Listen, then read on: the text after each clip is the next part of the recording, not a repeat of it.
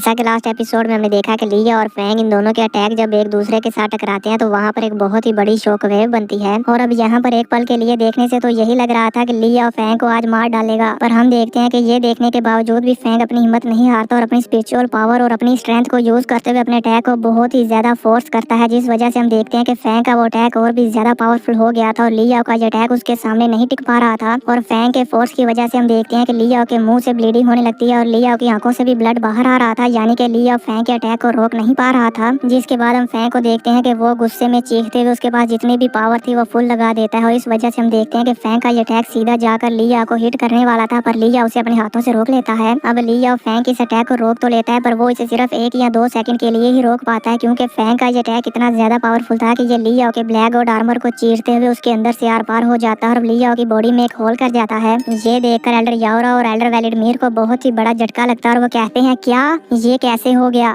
जिसके बाद हम सुप्रीम कोर्ट में खड़े सभी वॉरियर्स को देखते हैं जो ये देखकर कहते हैं ऐसा नहीं हो सकता, ये इम्पॉसिबल है। लिया को इस तरह से हारते हुए देखकर एल्डर ये साइड को तो यकीन ही नहीं होता कि लुओ फैंग ने लिया को हरा दिया है और वो गुस्से में कहते हैं लुओ फैंग मैं तुम्हें नहीं छोड़ूंगा। तभी एल्डर ये साइड के पीछे से एल्डर यन हाई आते हैं और वो कहते हैं कि ये कैसे हो सकता है, लिया ने अभी अभी ब्रेक थ्रू किया था और वो लुओ फैंग से बहुत ही ज्यादा पावरफुल है, लुओ फैंग लिया को कैसे किल कर सकता है, ये इम्पॉसिबल है। तभी वहाँ पर उन सभी वॉरियर्स में से एक वॉरियर आगे आता है और वो लुओ फैंग की हेवनली फॉरबिडन शटल को देखते हुए अपने मन में सोचता है आखिर ये किस तरह का वेपन है जो कि इतना ज्यादा पावरफुल है। जिसके बाद हम लीडर होंग और वॉरियर ली चैन को देखते हैं और ये दोनों ही फैंग के इस अटैक को देखकर काफी हैरान होते हैं। अब हम लिया को देखते हैं जो कि काफी ज्यादा इंजर्ड हो गया था, पर वो अभी भी हार नहीं मान रहा था और कहता है क्यों, आखिर ऐसा क्यों हुआ। और वो कहता है कि मैं ये एक्सेप्ट नहीं कर सकता, मैं तुम्हारे हाथों नहीं मरूंगा चाहे कुछ भी हो जाए। जिसके बाद लिया यहाँ पर एक और अटैक को रेडी करने लगता है और हम देखते हैं कि इसकी वजह से लिया के बॉडी पार्ट्स का साइज बड़ा होने लगता है। लिया के मसल्स, लेग्स, आर्म, चेस्ट इन सब का साइज काफी बड़ा हो जाता है, जैसे कि ये कोई बॉडी बिल्डर बन रहा हो। लिया के साइज को इस तरह से बड़ा होता हुआ देखकर फैंग, एल्डर वेलिडमीर, एल्डर याओरा तीनों ही काफी ज्यादा शॉक हो जाते हैं। एल्डर वेलिडमीर ये देखकर बहुत ही ज्यादा गुस्से में आ जाते हैं और वो कहते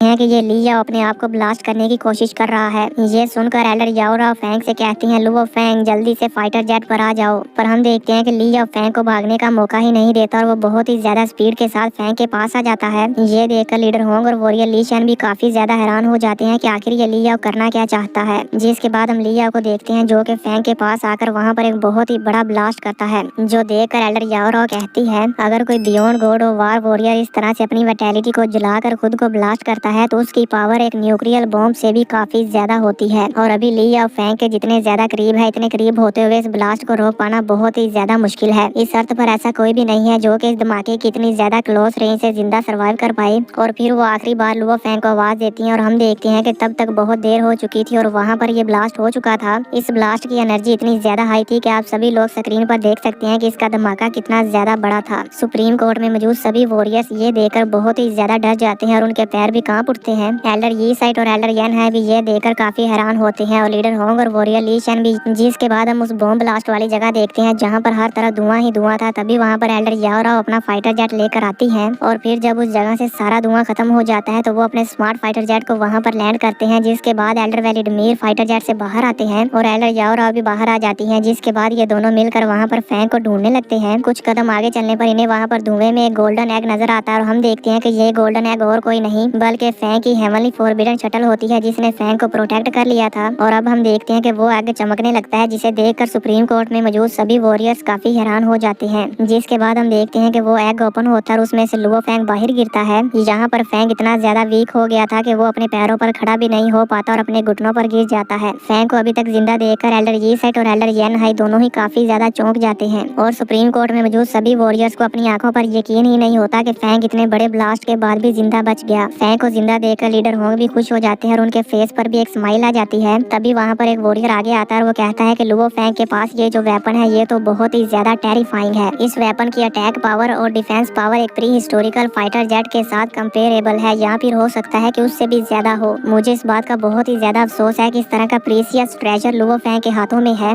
ये सब मैं अपने पास से नहीं कह रहा बल्कि वो वॉरियर कह रहा है जो कि फैंग के हाथों में ये वेपन देखकर जेलस हो रहा है। अब हम लीडर होंग को देखते हैं जो कि एल्डर याओराव को कॉल करके उससे कहते हैं लुओ फैंग को जल्दी से हेडक्वार्टर्स वापस ले आओ। जो सुनकर एल्डर याओराव, एल्डर वेलिडमीर और लुओ फैंग स्मार्ट फाइटर जेट में वापस आ जाते हैं। अब हमें कुछ देर बाद जिगजियान मार्शल हॉल का व्यू दिखाया जाता है, जिसमें हम देखते हैं कि एल्डर याओराव, एल्डर वेलिडमीर और लुओ फैंग जिगजियान मार्शल हॉल हेडक्वार्टर्स में आ गए थे और वो लीडर होंग के पास ही जा रहे थे। तभी रास्ते में उन्हें वो सभी वॉरियर्स नजर आते हैं जो आपस में बातें कर रहे थे, और जैसे ही वो देखते हैं कि फैंग आ गया है तो वो फैंग की तरफ बहुत ही ज्यादा गुस्से के साथ देखते हैं, जैसे कि फैंग के साथ उनकी कोई पुरानी दुश्मनी हो। फैंग भी उन सबको देखकर नोटिस कर लेता है कि यहाँ पर कुछ तो गड़बड़ है, ये सभी लोग मेरी तरफ इस तरह से क्यों देख रहे हैं। और यहाँ पर हम तो इस बात को समझ जाते हैं कि इनमें से कुछ वॉरियर्स ऐसे हैं जो कि फैंग की हेवनली फॉरबिडन शटल के पीछे हैं, और इनमें से कुछ तो ऐसे हैं जो कि फैंग को ली याओ को किल करने की वजह से काफी ज्यादा गुस्से में है, क्योंकि फैंग ने उनके बेस्ट फ्रेंड को मार डाला और अब ये फैंग से बदला लेना चाहते हैं। जबकि कुछ वॉरियर ऐसे हैं जो कि फैंग से उसकी हेवनली फॉरबिडन शटल को छीनना चाहते हैं। फैंग इन सभी वॉरियर्स में से चलता हुआ आगे जा रहा था कि तभी अचानक से फैंग के माइंड पर काफी ज्यादा प्रेशर पड़ता है और फैंग को अंदर से एक झटका लगता है, यानी कि इनमें से कोई एक वॉरियर ऐसा है जो कि अपनी पावर को रिलीज कर रहा है ताकि फैंग के ऊपर प्रेशर पड़े। और होता भी बिल्कुल ऐसे ही है, क्योंकि ली याओ के साथ फाइट करने की वजह से फैंग काफी ज्यादा वीक हो गया है। और अब जैसे ही फैंग के ऊपर दूसरे वॉरियर का फोर्स लगता है तो फैंग वहीं पर रुक जाता है और लंबे लंबे सांस लेने लगता है, क्योंकि अब फैंग के सर में भी सेम उसी तरह दर्द हो रहा है जैसे कि लिया और वेनिना के सर में हुआ था जब एल्डर ये साइड ने अपनी पावर का प्रेशर लिया और वेनिना के ऊपर डाला था। अब हम देखते हैं कि फैंग भी यहाँ पर समझ जाता है और कहता है कि यहाँ पर कोई वॉरियर तो ऐसा है जो कि मेरे ऊपर अपनी पावर का फोर्स डाल रहा है, जिस वजह से मेरी पावर सप्रेस हो गई है और मुझे पेन हो रहा है। फैंग को इस तरह से लंबे लंबे सांस लेते हुए देखकर एल्डर याओराव और एल्डर वेलिडमीर भी समझ जाते हैं और वो भी उन सभी वॉरियर्स को देखने लगते हैं कि इनमें से कौन है जो फैंग पर प्रेशर डाल रहा है। तभी वहाँ पर लीडर होंग भी आ जाते हैं और वो फैंग को इस तरह से देखकर अपनी फोर्स को रिलीज करते हैं, और जैसे ही उनकी फोर्स वहाँ पर सभी वॉरियर्स पर लगती है तो हम देखते हैं कि वो सभी वॉरियर्स काफी ज्यादा डर जाते हैं, क्योंकि लीडर होंग की पावर इन सब वॉरियर्स में से ज्यादा है और वो सभी भी अपनी अपनी नजरें नीचे झुका लेते हैं जैसे कि उन्होंने कुछ किया ही नहीं। और अभी कुछ देर पहले ये सभी फैंग की तरफ इस तरह से देख रहे थे जैसे कि बिल्ली के सामने से कोई चूहा गुजर रहा हो और वो किसी भी टाइम उस पर झपट कर उसे मार डाले।